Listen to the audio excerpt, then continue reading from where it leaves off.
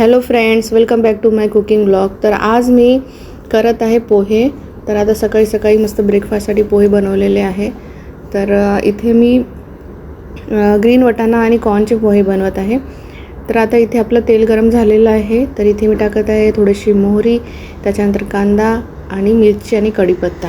हे छान परतून घेतलं आहे. त्यानंतर मी कॉर्न आणि वटाणे घेतले आहे, ग्रीन मटर, आणि मी इथे थोडीशी हळद आणि मीठ टाकले आहे. आणि आता हे छान आपण याला परतून घेऊया. त्याच्यानंतर मी आता इथे पोहे भिजवून घेतले होते, छान असे मोकळे मोकळे झालेले आहे. तर आता इथे पोहे मी याच्यामध्ये ॲड करून घेतलेले आहे. तर आता आपण छान हे पोहे याच्यामध्ये फिरवून घेऊया. तर मी याच्यामध्ये थोडीशी चवीसाठी साखर पण टाकलेली आहे. तर तुम्ही पण टाका, तर ही टेस्ट छान बॅलन्स करते पोह्यामध्ये. तर आता इथे मी पोहे छान असे झाकून स्टीम होऊ दिली आहे.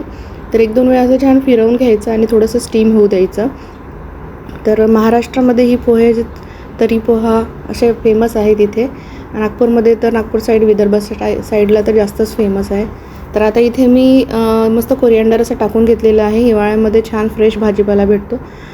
तर तिकडे विदर्भामध्ये आलू आणि शेंगदाणे टाकून पण पोहे बनवले जाते. तर मी हा ग्रीन मटर आणि कॉर्नचा बनवलेला आहे.